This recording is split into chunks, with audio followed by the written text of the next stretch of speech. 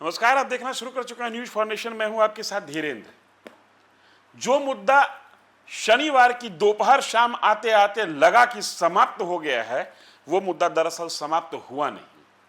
आज संसद इस पर चिंतित है, बेचैन है, और राजनीतिज्ञों की चिंता यह है, पॉलिटिशियंस की चिंता यह है कि जंतर मंतर के प्लेटफॉर्म से उनके हाथ कुछ नहीं लगा तो संसद के चबूतरे पर खड़ा होकर शोर मचाओ, शायद कुछ उनके हाथ आ जाए। लेकिन दो फ्रंट की चर्चा हमने की, जंतर मंतर और पार्लियामेंट। एक तीसरा फ्रंट भी इसमें शामिल हो गया और वो है सुप्रीम कोर्ट का। सुप्रीम कोर्ट के चीफ जस्टिस सूर्यकांत और जस्टिस बागची ने आज पूरे प्रदर्शन पर एक टिप्पणी की है, और वो टिप्पणी आने वाले दिनों के लिए जो प्रदर्शन हो सकते हैं या होंगे इस देश में और पुलिस के व्यवहार को लेकर एक नजीर बन सकती है। आप देखना शुरू कर चुके हैं न्यूज फॉर नेशन। मैं हूं आपके साथ धीरेन्द्र। दरअसल पुलिस की ज्यादती, पुलिस और पब्लिक के बीच, पुलिस और प्रदर्शनकारी के बीच में जो ज्यादती हुई, इसको लेकर एक याचिका दाखिल किया गया सुप्रीम कोर्ट में। सुप्रीम कोर्ट में इस याचिका पर सुनवाई करते हुए सुप्रीम कोर्ट के जस्टिस मुख्य न्यायाधीश सूर्यकांत और जस्टिस जॉय माल्या बागची और जस्टिस वी मोहना की पीठ ने कहा कि शांतिपूर्ण तरीके से प्रदर्शन करना इस देश के हर नागरिक का अधिकार है। यह अधिकार संविधान उन्हें देता है, और पुलिस तब तक उन पर लाठीचार्ज या बल का प्रयोग नहीं कर सकती है जब तक उनका शांतिपूर्ण प्रदर्शन किसी भी तरीके से लॉ एंड ऑर्डर के लिए खतरा न बन जाए। हालांकि जजों की पीठ ने इस बात पर भी चिंता की है कि अगर पुलिस की लाठी से मार खाने वाला प्रदर्शनकारी के स्वास्थ्य और प्रदर्शनकारी के जीवन को लेकर कोई चिंता जाहिर कर रहा है, तो पुलिस कर्मियों के जीवन को लेकर भी चिंता जाहिर की जानी चाहिए। क्योंकि जो वीडियो देखा गया है, जिस तरीके से प्रदर्शन हुआ है, उसमें प्रदर्शनकारी कई एक बार पुलिस कर्मियों को भी अकेला पाकर, निहत्था पाकर पीट रहे थे।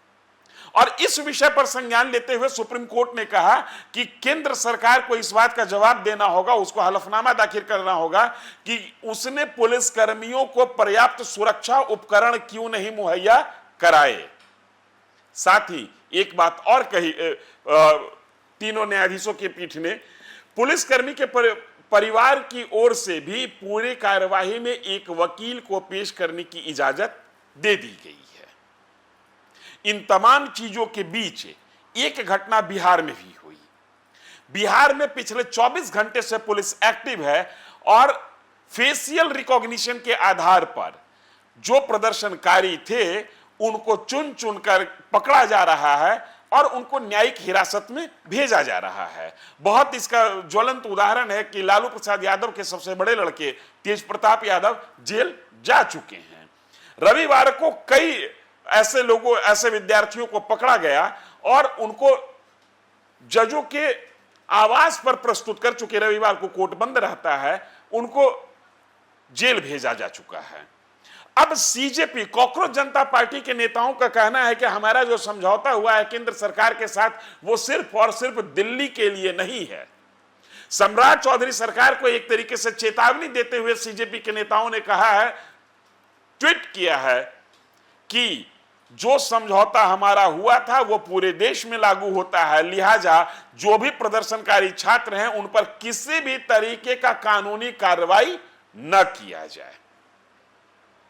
लेकिन जब मामला कानून का आया तो कानूनी कार्रवाई किया जाए या नहीं किया जाए, इसको लेकर प्रदर्शनकारियों की ओर से ही एक व्यक्ति ने सुप्रीम कोर्ट में मामला दाखिल कर दिया, और सुप्रीम कोर्ट ने जो टिप्पणी की है वो दोनों पर लागू होता है। सुप्रीम कोर्ट ने साफ कहा कि प्रदर्शन करने की इजाजत है, शांतिपूर्ण प्रदर्शन करने को लाठी के दम पर नहीं रोका जा सकता है, लेकिन अगर प्रदर्शनकारी अपनी हद, अपनी सीमा पार करते हैं तो पुलिस कर्मियों की जान माल की सुरक्षा भी देखनी होगी।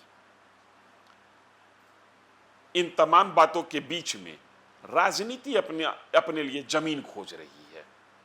क्योंकि जंतर मंतर के प्लेटफॉर्म पर जिस समय यह ऐलान हुआ कि शिक्षा मंत्री, केंद्रीय शिक्षा मंत्री धर्मेंद्र प्रधान रिजाइन कर दिए, उस समय इस ऐलान का क्रेडिट लेने के लिए कोई भी राजनेता मौजूद नहीं था।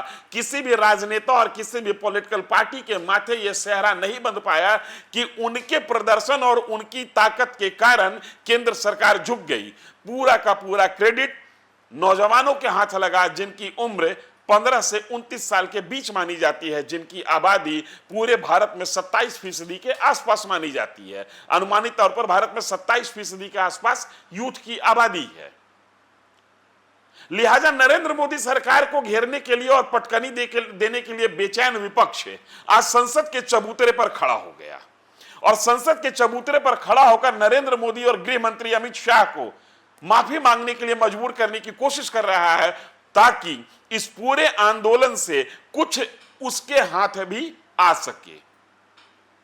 मैंने पहले भी कहा था इस बात को कि जो आंदोलन ये चल रहा है, जिस तरीके से इसमें राहुल गांधी आ रहे थे, जा रहे थे और एक तीसरा मोर्चा खोलने की कोशिश कर रहे थे, तो जंतर मंतर कांग्रेस के नेता गए, बहुत कुछ हासिल होता हुआ नहीं दिखा, तो प्रधानमंत्री आवास के गेट पर चले गए, फिर भी बहुत कुछ क्रेडिट नहीं मिली, तो गांधी स्मृति संस्थान चले गए। अब मिलाकर जब पूरे मामले का पटाक्षेप हो गया तो किसी भी राजनीतिक दल के हिस्से बहुत कुछ हाथ आया नहीं। और कॉकरोच जनता पार्टी वर्चुअल मीडिया में तो, वर्चुअल वर्ल्ड में तो एक संगठन बन चुका है, लेकिन राजनीति की जमीन पर इसका कोई अभी खास वजूद है नहीं। इसलिए जिन पॉलिटिकल पार्टियों का वजूद बचा हुआ है वह संसद के चबूतरे पर खड़ा होकर इस बात को तौलने की कोशिश कर रहे हैं कि जो कुछ भी पिछले दिनों हुआ उसमें उनकी कितनी हिस्सेदारी हो सके और वो अपनी कैसे हिस्सेदारी सुनिश्चित कर सकें।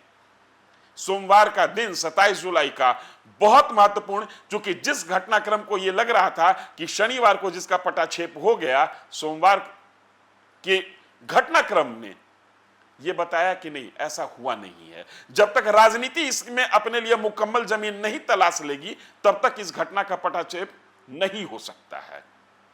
इन सब के बीच सोमवार के दिन ही आज सुप्रीम कोर्ट ने जो कहा वो भी बड़ा महत्वपूर्ण है। जैसा कि हमने आपको बताया कि सुप्रीम कोर्ट ने शांतिपूर्ण प्रदर्शन को संवैधानिक अधिकार करार दिया, लेकिन बर्बरतापूर्ण पुलिसिया कार्रवाई की जिम्मेदारी भी तय करने की बात की और प्रदर्शनकारियों के लिए भी एक निर्देश दिया कि आपको भी किसी भी सूरत में पुलिस के खिलाफ